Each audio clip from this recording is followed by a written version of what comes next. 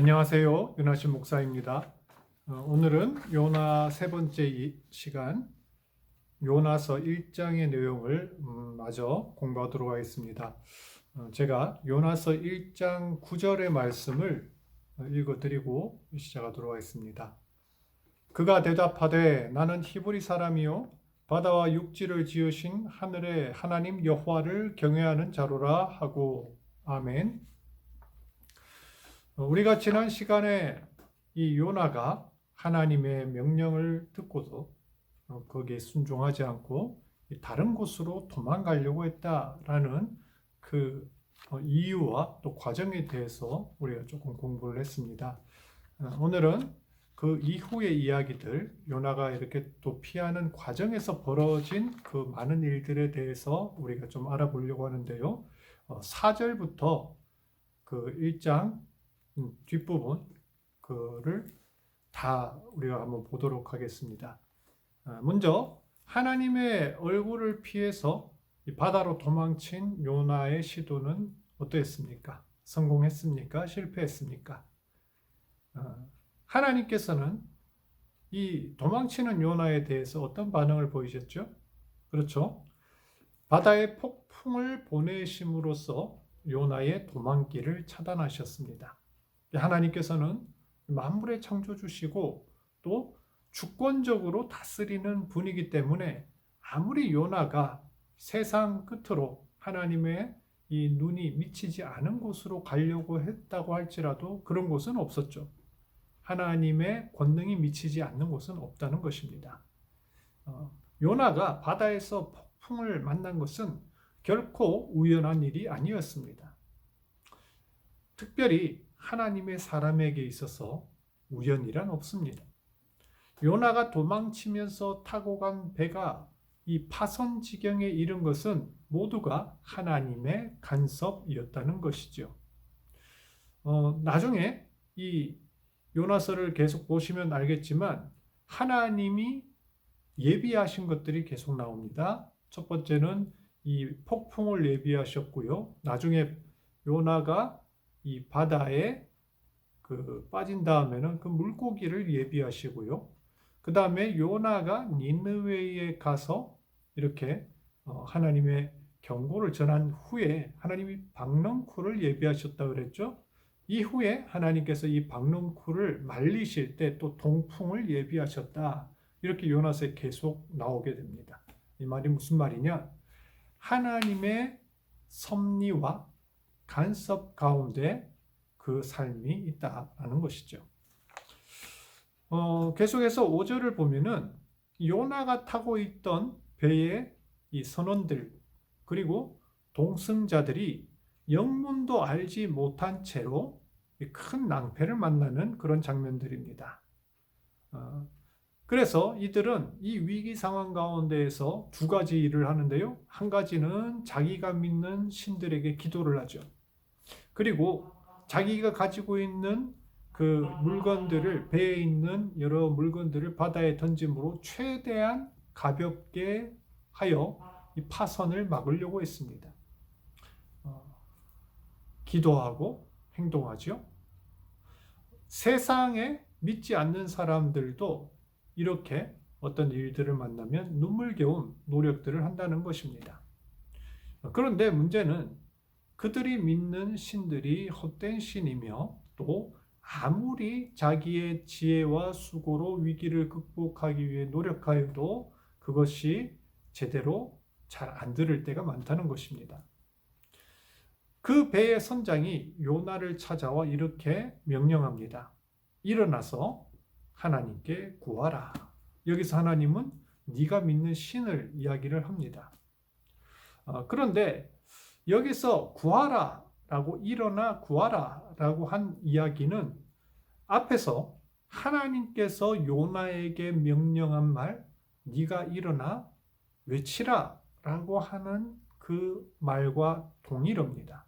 우리 한국어에서는 구하라 라고 되어 있지만 앞에서 이야기한 외치라 라는 그 말하고 똑같은 단어라는 거예요. 원래는 히브리어로. 요나가 하나님의 말을 안 듣고 불순종했더니 누구를 통해 다시 명령하는 거예요? 하나님께서 사람을 통해 요나에게 지금 똑같은 명령을 하게 하는 것입니다. 여기서 선장은 이스라엘 사람은 아니지만 경건한 사람으로 묘사됩니다. 선장은 잠자고 있던 요나를 발견한 다음에 당신은 뭔데 여기서 팔자 좋게 자고 있냐? 이런 말도 안 하고요. 또 당신이 가지고 있는 무거운 짐을 다 버리라 이렇게 요구하지도 않습니다. 그냥 기도하라. 우리를 위해 기도하라. 이렇게 이야기를 하죠. 혹여나 요나가 믿는 그 신이 이 위급한 상황에서도 도와줄지 모른다라는 그런 가정을 가지고 있습니다. 죽느냐 사느냐 하는 그런 절박한 상황 가운데서 이방인 선장과 선원들조차도 이렇게 자기들이 믿는 신에게 기도를 하는데 요나는요, 기도했다는 이야기가 전혀 나오지가 않습니다. 하나님의 선지자라는 사람이 이교도 선장으로부터 기도를 해달라 이런 요청을 받는다는 것입니다. 참 아이러니죠. 하나님의 교회가 타락하고 침체하면 때로는 이렇게 세상 사람들로부터 오히려 도전을 받게 됩니다. 사람들보다 더 상황 인식에 어두워진다는 것이죠. 계속해서 보면은 이 선원들이 이 위기 상황을 해결하기 위해서 제비뽑기를 합니다. 제비를 뽑으려는 이 행동에는 두 가지 가정이 내포되어 있습니다.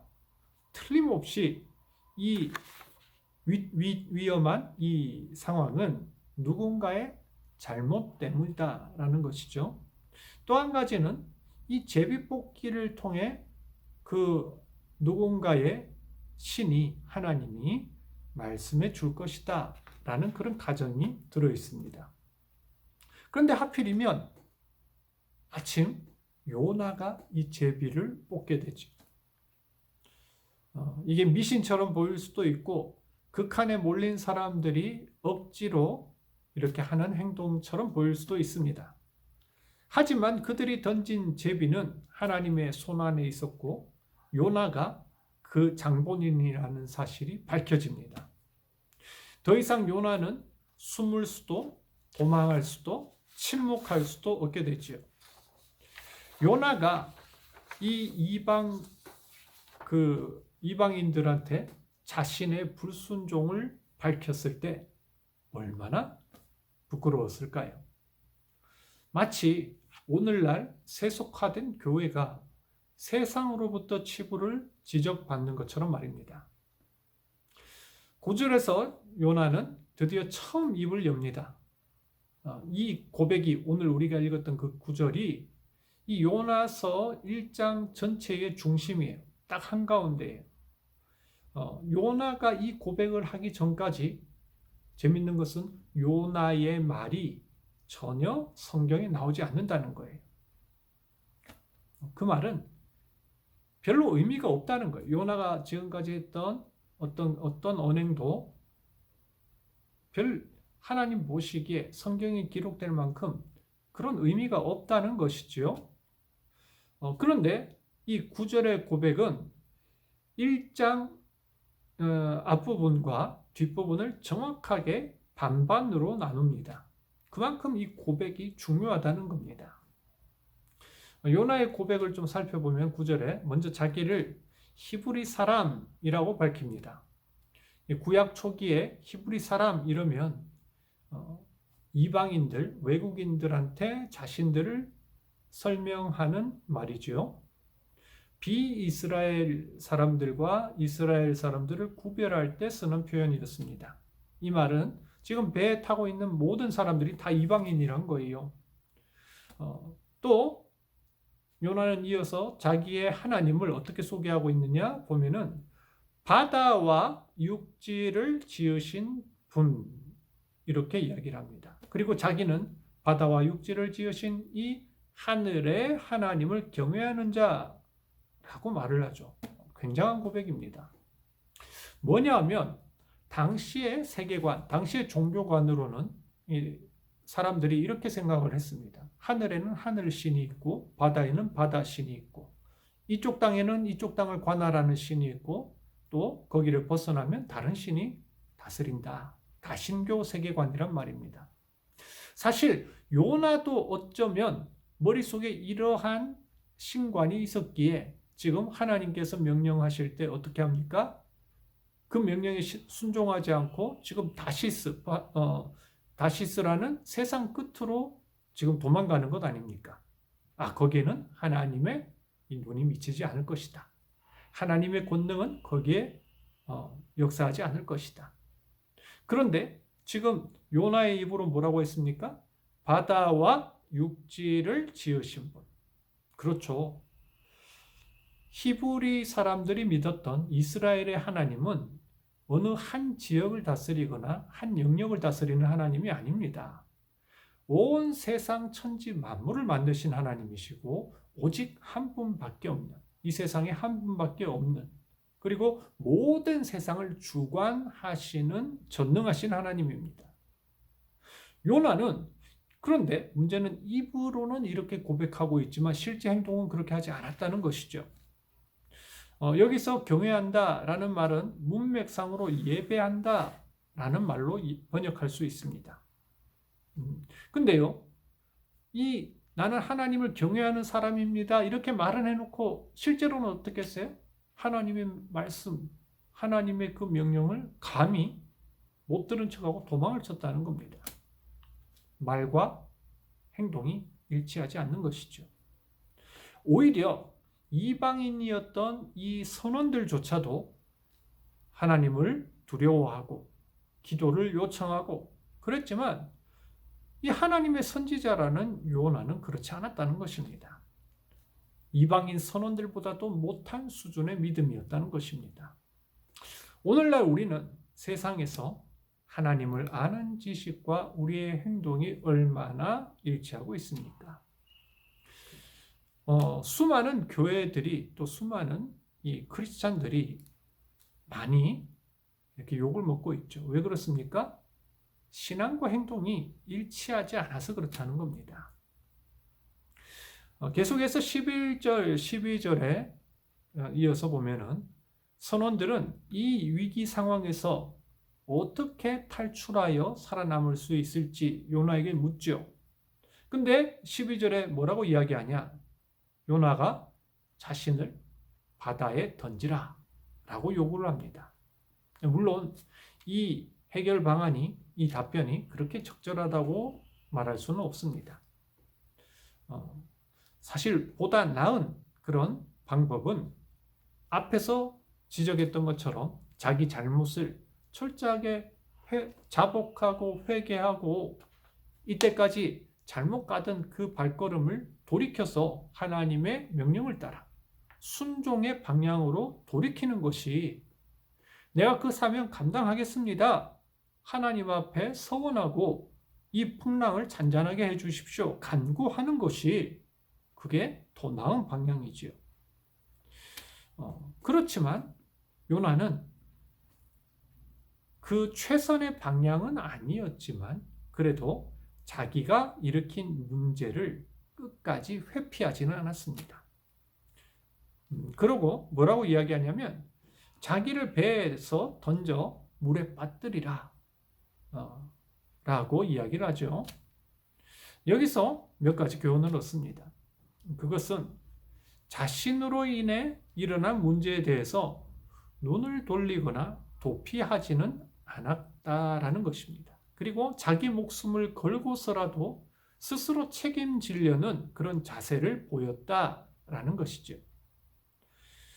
사람들은 살면서 여러 가지 과오를 범하게 됩니다. 그 결과 삶의 자리에 여러 가지 문제와 어려움들이 발생하고 심지어 다른 사람들에게 여러 가지 피해를 끼치기도 합니다. 이때 책임을 지는 사람이 되어야 합니다. 우리 기업이 자기들이 만든 제품에 뭔가 문제가 생긴다면 소위 말해 리콜, 자신의 제품을 회수해서 그것을 다 수리하거나 바꿔주는 그런 경우가 있습니다. 그런데 이 경우에 따라서는 이 리콜이 천문학적인 비용이 발생하지요. 근데도 기업들이 어떻게 합니까? 피해를 감수하고도 리콜을 진행을 합니다.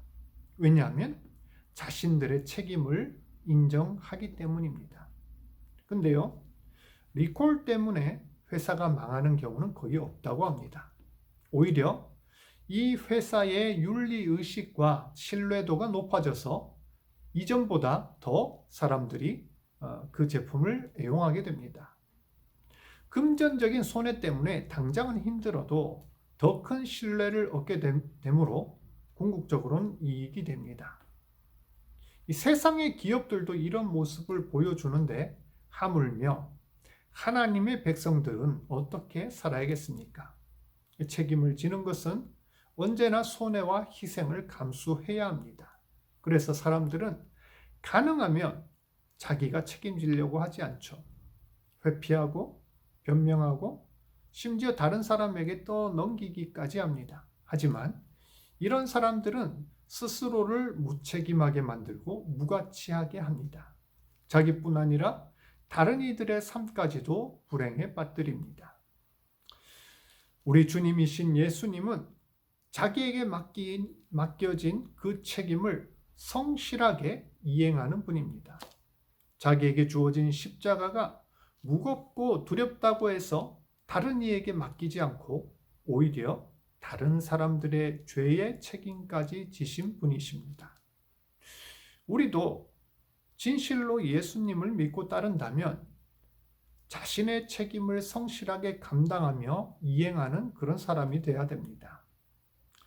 오늘날 교회가 사회로부터 비난받는 이유가 무엇일까요? 자기가 해야 될 일, 사회적인 책임과 의무는 감당하지 않은 채 이기적으로 말만 앞세우는 그런 행태를 보이기 때문이 아닐까요? 물론 모두가 그렇게 하지는 않지만 많은 사람들이 조소와 비난을 받는 것도 사실입니다. 하나님의 영광을 위해서 그리고 신실한 성도로 살기 위해 꼭 잊지 말아야 할 덕목이 자신의 일에 책임지는 사람이라는 것을 우리는 명심해야 할 것입니다. 오늘 요나서 1장 이렇게 마치겠습니다. 다음 시간에는 요나서 2장 성경 공부를 하겠습니다. 감사합니다.